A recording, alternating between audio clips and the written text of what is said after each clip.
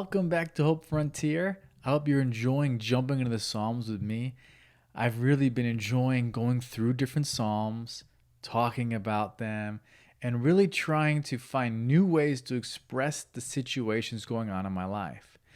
Because the more that we can express ourselves to God, you don't have to do it with every single person around you, okay? But when we do it with God, He can take that off of our chest. He can lift that yoke off of our shoulders so that our hearts can be full of joy, passion, excitement.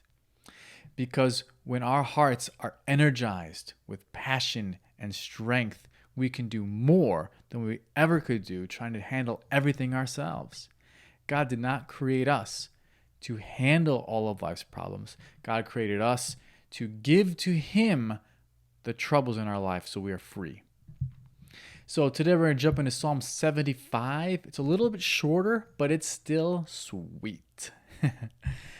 So here we go. Verse 1. We thank you, O God. We give thanks because you're near. People everywhere tell of your wonderful deeds.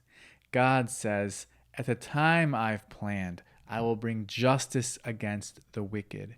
When the earth quakes and its people live in turmoil, I am the one who keeps its firm foundations. Interlude. I just love the confidence that God gives us. When the whole world quakes around us, God is the one who is our firm foundation. It is not the security we have in our job. It's not the love that we get from our family, although both of those things are good. And it's a blessing to have both those things in our life. But at the end of the day, when everything is really just crashing or crumbling around you, God is the one who's unchanging. And He is the one who's going to carry us forward into our new frontier. If we don't have that foundation, that basis, that trust in God, it's just going to spell disaster when we face challenges and difficulties in our life. Because we do know that no matter who we are or what we're going through, the forces of darkness are going to try to ruin your life. That's just a fact. The devil and his team just hate humanity, and it is their goal to bring us to hell and to separate ourselves from God. That's why we have to hold strong to God despite the challenges we're facing. That's going to fall right into their plot. And you know what? The truth is, the devil already did so much junk in my life and your life that if we separate ourselves from God by getting upset and angry, we're just shooting ourselves in the foot.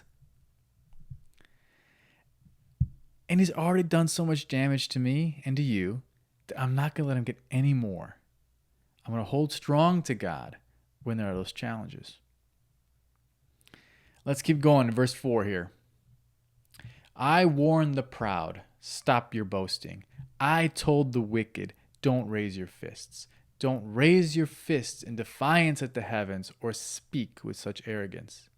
For no one on earth, from the east or west, or even from the wilderness, should raise a defiant fist. It is God alone who judges. He decides who will rise and who will fall. For the Lord holds a cup in his hand that is full of foaming wine mixed with spices. He pours out the wine in judgment, and all the wicked must drink it, draining it to the dregs. But as for me, I will always proclaim what God has done. I will sing praises to the God of Jacob. For God says, I will break the strength of the wicked, but I will increase the power of the godly. How wonderful of an ending to a psalm is that?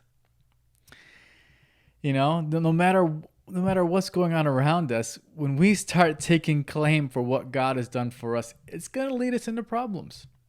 All of your skills, all of your abilities, your possessions, all those things are a gift from God, and we can't take any claim to those. Even the things we've done with our own two hands, really at the end of the day, is God's grace to us because we deserve nothing. The fact that we can even live and breathe is a gift from God. And I just love the analogy there that God has got this foaming wine mixed with spices. Sounds interesting. Maybe slightly delicious. I could try sometime. But he pours it out onto the wicked so much that they get sick and they vomit. And that is what we see a lot of times in life, is that the arrogant and the sinful will end up drowning in their own problem, in their own sin.